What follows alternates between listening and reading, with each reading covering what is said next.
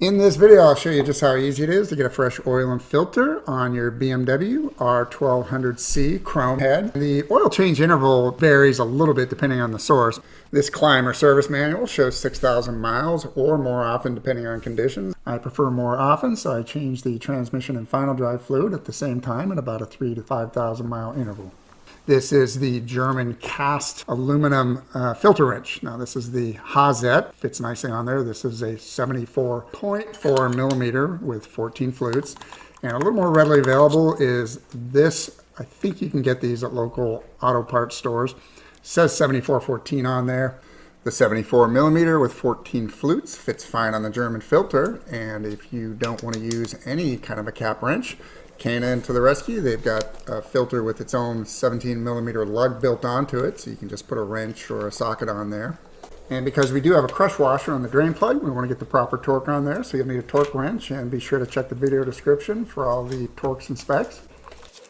This is a 8 millimeter hex socket. You're going to need that for the drain plug, and somebody's 2050 oil has to go in there. And just a reminder, this is a dry clutch bike, which definitely opens up your options for choosing a motor oil. I put a block under the side stand to take some of the lean off the bike since it doesn't have a center stand, and I also took it for a short ride to warm it up so the oil will drain a little bit better. Let's look at where the drain plug is located. There it is. It's the 8 millimeter hex. So we'll go ahead and get started on removing that and draining the oil out. And just a reminder, this bike does not share oil between the engine and the transmission, so you will still need to do a transmission fluid service, and I'll give a link to that video. Now here's the filter, and we'll start removing the filter. Once we get it loose enough, we can finish the job by hand. Okay, now we can put the drain plug back on, and because we have a new crush washer, we'll go ahead and put the correct torque on there. Service manual says 24 foot-pounds. And we'll clean the excess oil out of the filter chamber. And this filter, I've got it about 3/4 of the way filled right now with oil. So I'll back it up first, get the thread started. And I'll just hand screw it on there until it gets contact. And there is a torque setting for the filter. It's about 8 foot-pounds. I'll be sure to include it in the video description with other specs. I am going to just do this one by hand.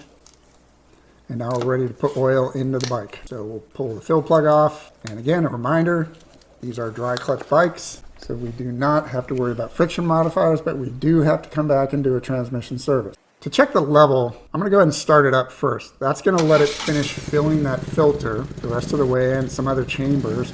We're just trying to distribute the oil. We'll go ahead and shut it off, and you'll notice because it's on the side stand, the oil level is going to rise quite a bit. But when we level it out, you'll notice it's too low. So I added a bit of oil. The capacity with the filter change is about 3 3/4 liters, but I didn't want to overfill, so I held back about a ½ liter.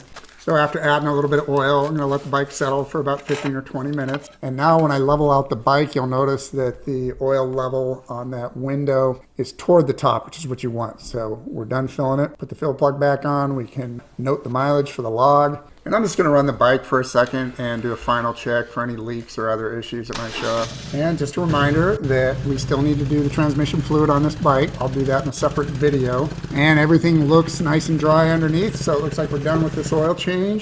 If this video helped you guys out, please do give a thumbs up and subscribe for future videos. And to help out anybody else trying to do this, please do share this video. Thanks for watching.